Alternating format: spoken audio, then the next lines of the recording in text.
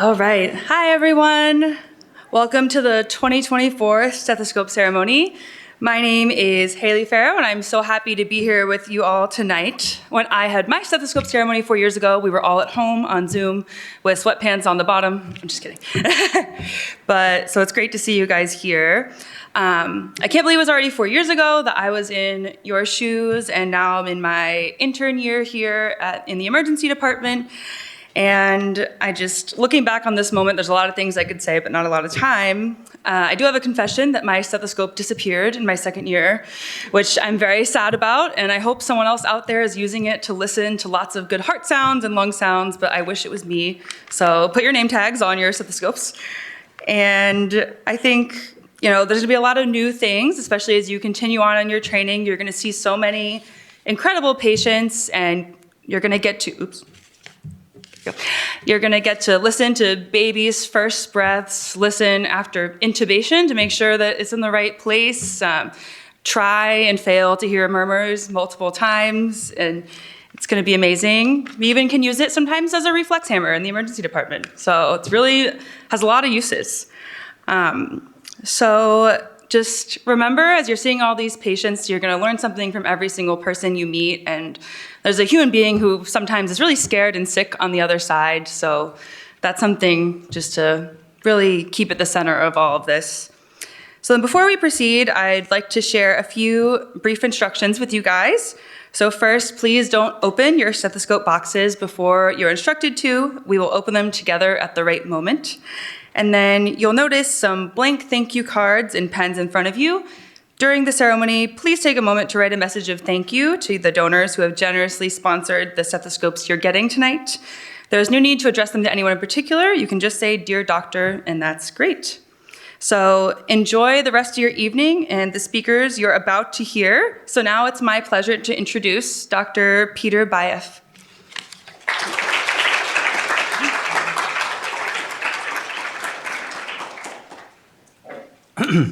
Thank you, Haley.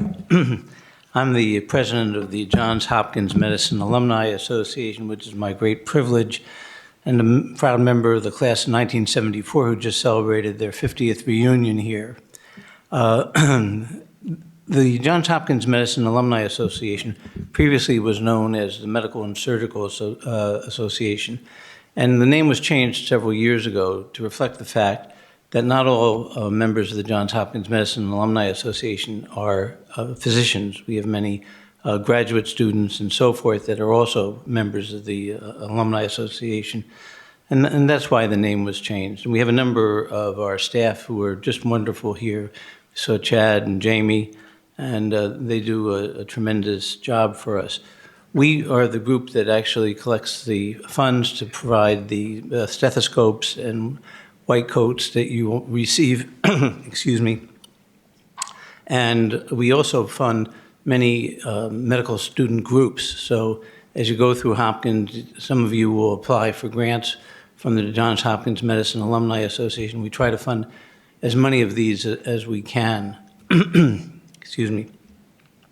We also conduct the annual meeting, which is combined with reunions, and we are the group that also gives out the Johns Hopkins Distinguished Medicine Alumni Award, of which two of my classmates, whom you likely meet during your careers here, Bert Vogelstein and Peter Agre, received the Distinguished Medicine Alumnus Award this year. I've been asked to tell a little vignette about the use of the stethoscope.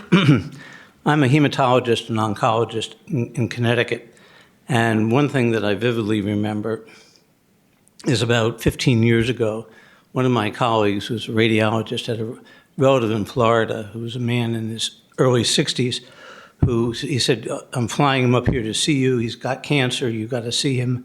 And nobody in Florida, a lot of doctors, they can't figure out what's going on. So they flew him up, and of course it was on a Friday afternoon, which emergencies always seem to come on. And he came to my office in a wheelchair, wheeled by the radiologist.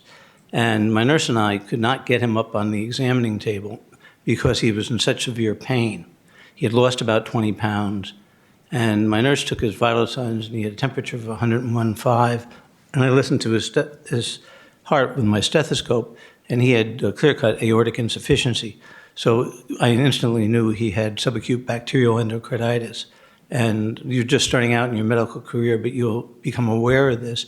And this is what Sir William Osler described in the late 19th and early 20th century. Chronic, it was not an acute disease. This is a chronic infection of the heart valves and bloodstream. And Osler described it as a chronic disease, and that's exactly what this man had. And we made the diagnosis with the stethoscope. I think we get sort of lost in the armament of technology that we have now, because people come in, everybody gets an echocardiogram, people get PET scans, MRIs, and so forth. But it really starts with the examination of the patient. And I use my stethoscope still every day. And I think the patients really appreciate the fact that you examine them, and rather than just talk to them and look at your computer. So bear that in mind as you pursue your medical career. And I'm extremely happy to be here with the grants that Bloomberg has given, and seeing that now the great majority of medical students won't pay tuition. This is a tremendous event, I think, and will really change the institution. If you ever get a chance, there's a book that you might find interesting called The World is Flat, written by Thomas Friedman, who was a columnist for the New York Times. And it's about global competition. And a lot of it is about Johns Hopkins University. And Michael Bloomberg is featured in it, as is Bill Brody, who was a radiologist here and became president of the university for many years. And if you ever get a chance in your spare time, I'd really recommend you reading it and thinking about how Michael Bloomberg has had such a tremendous imprint on not only the School of Medicine, but the Johns Hopkins, the whole university. At this point, I'd like to introduce Dr. Roy Ziegelstein, who's the Vice Dean for Medical Education and a good friend, and you'll get to know him. He's a tremendous advocate for medical students. Thank you.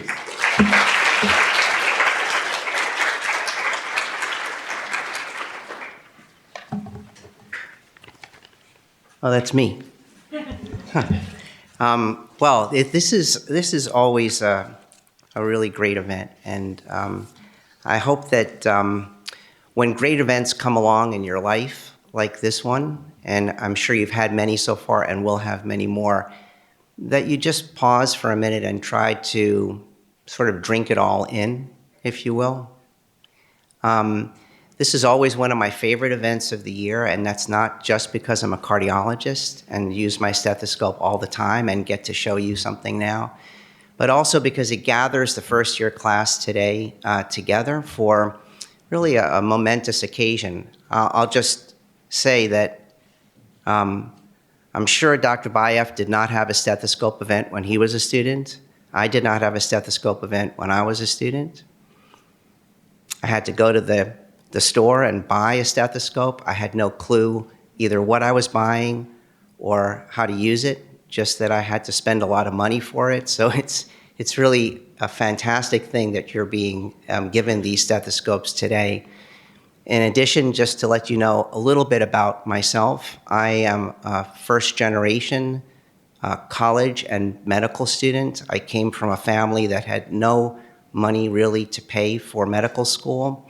I had to pay for medical school by working jobs and getting loans. So the idea that about 2/3 of this class and other classes are coming to Johns Hopkins with no tuition is really a remarkable thing. So I just pause, think about it for a moment. I'm going to talk to you about the stethoscope. You're going to open it in a minute. Don't open it yet, okay? So I just want to talk to you a little bit about the stethoscope and about listening. It turns out that a recent poll showed that 87% of doctors, 87%, think they do a great job listening to patients. 87%. And at about the same time that that study came out, a study was published in the peer-reviewed literature that showed that on average, doctors interrupt their patients after 11 seconds. Think about that. There's a big dissociation between those two things.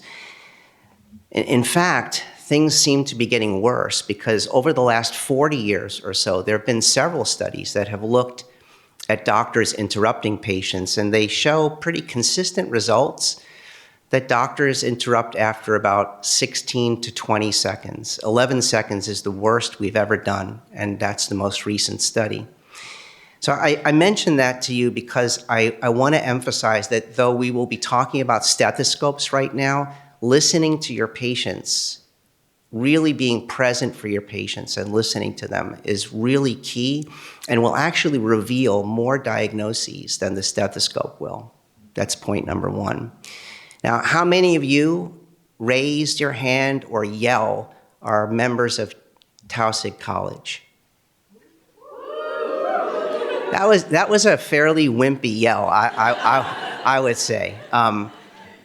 Okay, but you know, it's your first year. By the end of the first year, you'll be yelling a lot louder than that. So either you know those in Tausig College, or you certainly will know that one of the most amazing things about Dr. Tausig is that she was a revered pediatric cardiologist and was deaf. Okay, she used her fingertips to actually assess her kids, her pediatric patient population, and she could diagnose cardiac conditions without actually hearing. It's an amazing thing if you think about it, but I think it emphasizes the importance of actually using other senses in addition to your ears and using other tools besides your stethoscope to think about and diagnose and treat your patients. So I want to share another story with you that's more immediate than Dr. Tausig's deafness and being a pediatric cardiologist, because this happened just yesterday afternoon. And then I promise you, we'll open the stethoscopes and I'll teach you a little bit about how to use them. But this was yesterday when I was rounding in the internal medicine team, with the internal medicine team. Haley may remember that I did that with her when she was a student. We were a group of residents and third-year medical students, and one of the third-year medical students said to me, "How can I differentiate the murmur of aortic stenosis from the murmur of dynamic left ventricular outflow tract obstruction?" Whoa. I mean, that's amazing. I'm telling you that story actually for 3 reasons, okay? The first reason is because it should show you how much you're going to learn. Like, do you even know what I just said? No. And in 2 years from now, really, you're going to be asking questions like that. Haley, am I telling the truth? It's pretty amazing, right? The second is to let you know that actually you're going to be using your stethoscope a lot to listen to heart murmurs and other things, and you're going to be doing that fairly soon. The third is that it turns out, because it's a nice reminder, because the best way of differentiating those 2 conditions is not with the stethoscope, it's with touching the carotid pulse. And again, it reminds me that to tell you that the stethoscope is important, but it's not the only thing you'll be using. Okay, are you ready now to open your stethoscope? I know that's what you've been waiting for. Open the box. It may take you actually a minute. It took me a minute to open the box, I have to tell you.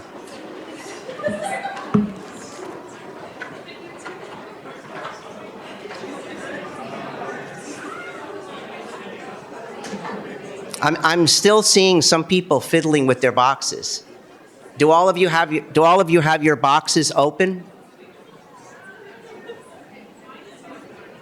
Everybody have their box. Everybody have it open. Can you show me your stethoscope? Raise it above your, okay, good. Okay, I'm going to show you 3 things, and then we'll move on with the agenda. 3 things. Are you ready? 3 things. First of all, how to put it in your ears. Well, first of all, you're supposed to put it in your ears. Like if you were wondering where to put it, now you know. You'll notice that the earpieces are gently bent.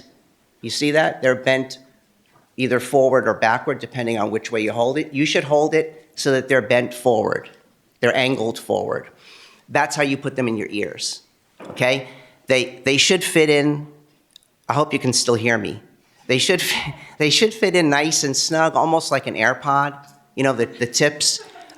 Your stethoscope comes with replacement tips as well, in case you lose them or in case the tips become fractured or, broken or anything like that. So that's number one. That's how to put it in your ears, okay? If you don't put it in your ears, you won't hear anything.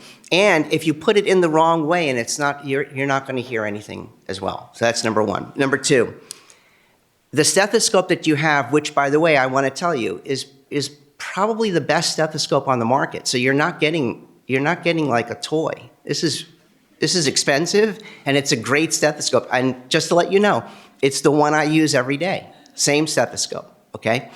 So it has two diaphragms. These are called diaphragms. Now, some stethoscopes that you will see have on one side a diaphragm, which is very flat. You see, this is a diaphragm, very flat.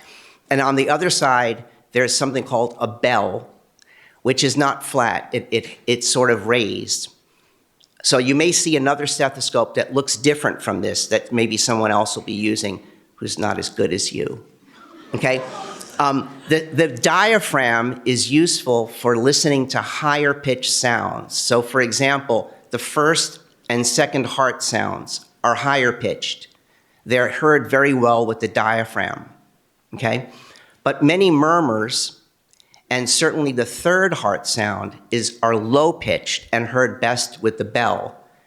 So you might ask, wait a minute, you just said that some stethoscopes have a diaphragm and a bell. All I see are two diaphragms. Correct. When you make a firm seal with the diaphragm, okay, on the patient's chest, and by the way, do not examine a patient's heart or lungs through a down parka or something like that. You have to listen to the chest, okay? But my guess is when some of you have been to the doctor, you've had your heart or lungs examined through a coat or a sweater or a shirt. Don't do that. Examine it on the chest wall. When you make a firm seal, that makes your diaphragm a diaphragm. And when you gently pull up a little bit so that you're not quite pressing hard, it converts into a bell. Okay, I use this every day. Why do you have two diaphragms? Because the little one is meant for kids. Okay, it's the pediatric diaphragm and converts to a bell the same way. You understand that? The final thing to tell you, okay, and you're going to practice on yourselves, you're going to practice maybe on each other, you're going to practice on inanimate objects, you won't hear anything. The third thing is that basically, this valve here, this twists, you see? Go like this and just twist it. You see it rotates at the top? Right? Can you see it? It rotates. I'm rotating it right now. So basically, this valve at the end, it closes on one end and opens on another. So basically, you're only listening to one end. So if you don't hear anything through the stethoscope, it's possible that it's because it's turned the wrong way. Like right now, I hear nothing. And then I turned it, and now it's so loud, I'm going to lose my hearing if I keep doing this. You understand? So the three things about how to use a stethoscope, okay? And you'll have plenty of people teaching you the stethoscope use, and one of them will be myself, I'm sure, but I'm happy to, give you lessons anywhere along the way, but this will be your friend. Okay. Good? Are you happy? Okay. All right. The next thing is to introduce a video for you. Dr. Ted DeWeese is our dean, and unfortunately he couldn't be here today, but he prepared a pre-recorded video to show you. And can somebody cue up the video? Good evening, everyone. It's a pleasure to welcome you to Johns Hopkins. Acquiring that stethoscope makes it official. You're one step closer to becoming doctors. Of course, we've made a lot of advancements in modern medicine, but the stethoscope remains one of our most valuable tools. It's often our first step in diagnostic medicine. It's a physical reminder to ourselves and to our patients of our first responsibility, to listen to the people we serve. Over the next few years at Hopkins, I hope you'll take this principle one step further, to treat every encounter here as an opportunity, to listen to your patients, to your peers, and your professors, to learn something about the complexities of human biology and nature, and to understand new facets of yourself, namely, who you are when you're faced with challenges or great successes. The answers may surprise you, and they will certainly guide you in becoming the best doctor you can be. And along the way, please enjoy yourself. When I look back on all the experiences I've had as a physician scientist, I would not trade them for anything. I know the members of the Hopkins Medicine Alumni Association agree, which is why it's so fitting that this special and generous gift comes from them. A big thanks to our alumni for their continued support of our students and providing such a tangible reminder of the link between us all. So from all of us, the alumni, faculty, and leadership, welcome to Johns Hopkins. I wish you the best of luck, and I cannot wait to see what you will achieve.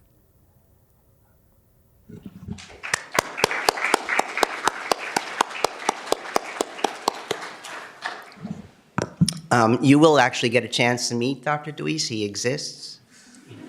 And he's terrific. You'll love him. And I know that you'll really enjoy working with him. Next, we actually have something very special. I'm really pleased, kind of a surprise, which is that Mr.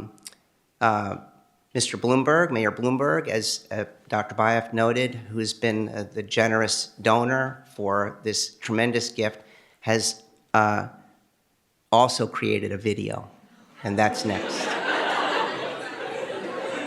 Hello, everyone. Congratulations to the class of 28 on this very big day. You've come this far, surviving or go, passing the MCAT, and getting into an extremely competitive school. Now comes the hard part. Fortunately, you won't have to go it alone. At Johns Hopkins, you'll learn from the very best teachers and mentors. I know you'll be ready to improve health outcomes and save lives throughout your careers. I also hope you'll make a point of staying connected to your network here and giving back after you graduate. For me, giving back to the university, and most recently to the School of Medicine, is all about making sure more people have the same kinds of opportunities I had. Now, I'm sure your families and friends are thrilled for you, even if they don't expect to see much of you over the next 4 years. So enjoy dinner tonight, and I look forward to seeing the life-saving work you'll be doing in the years ahead. All the best.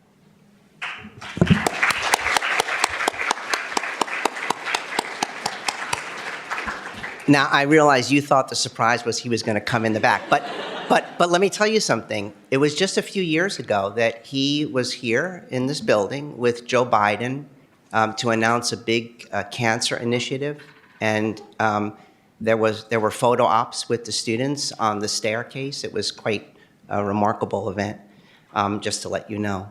But no, he's not here today. I'm sorry. You're going to have to do with me for right now. But I just want to say this: we are so indebted to Mr. Bloomberg for all that he's done for Hopkins in general and for the School of Medicine. And I know that you agree with me and want to thank him. So what I'd like to do is, if people behind the third row can, maybe Helen and Chad and so can help to guide. If you can come up to fill in the rows, and if those in the first three rows, if you can stand behind your chairs, what we'll do is we'll record a very brief, or I think actually we're going to just take a picture. Is that right? And a quick recording. So if you would like to thank Mr. Bloomberg for this incredible transformational gift, please come up.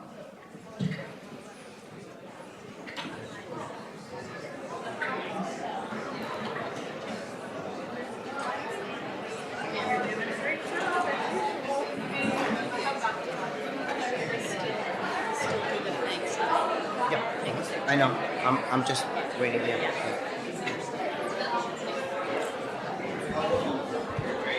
Now, as you gather, that looks good. You all look really good, by the way, as well. As you gather, what I'm going to do is I'm going to count to 3.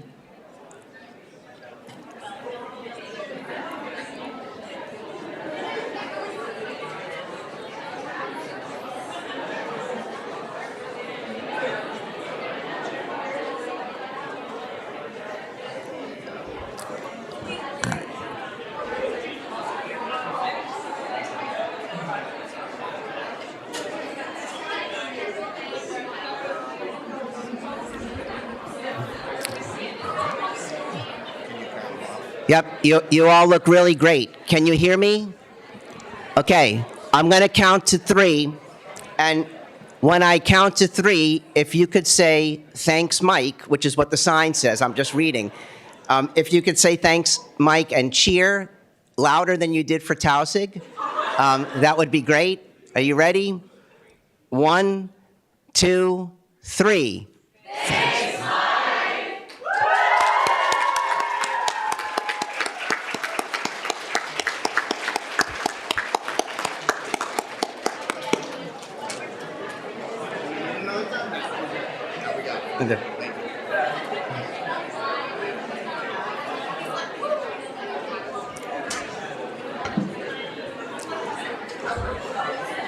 Okay.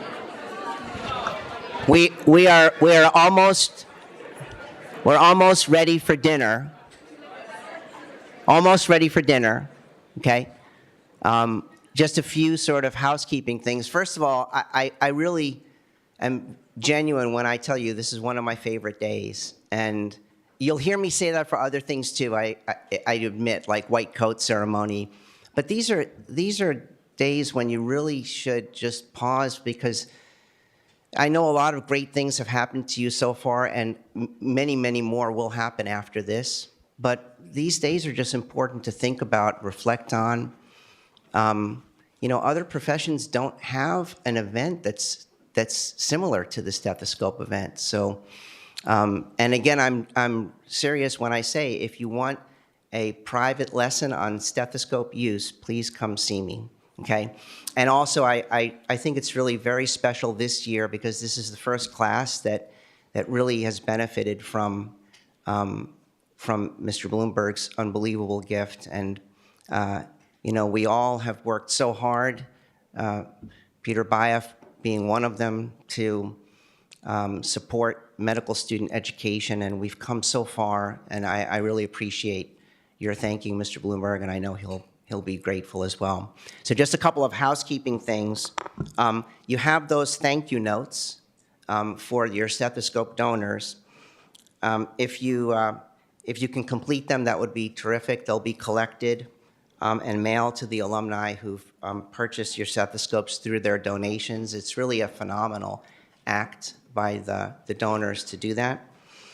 And then on the second floor will be a buffet dinner that I myself have prepared. No, I didn't do that, but it'll be a buffet dinner, so please enjoy that. And please try not to use your stethoscopes during dinner, right? I mean, you're going to be tempted to just eat. Okay, don't listen to your stomach gurgling and things like that. You're going to be tempted to do all that stuff, but a lot of stuff will come. And then also you'll find a photo booth that's here, and I think, where is the photo booth, Jamie? Upstairs. And then Helen, will you raise your hand and maybe stand up? That's Helen Kennelly. She's someone from Development and Alumni Relations. She's fantastic. If you would like to send a personal message to Mr. Bloomberg, please see Helen. She'll also take you upstairs and make a little video for Mr. Bloomberg. I know that he would greatly appreciate that. And that's it. Welcome to Johns Hopkins. Welcome to your stethoscope. I really look forward to getting to know all of you. So thank you very much.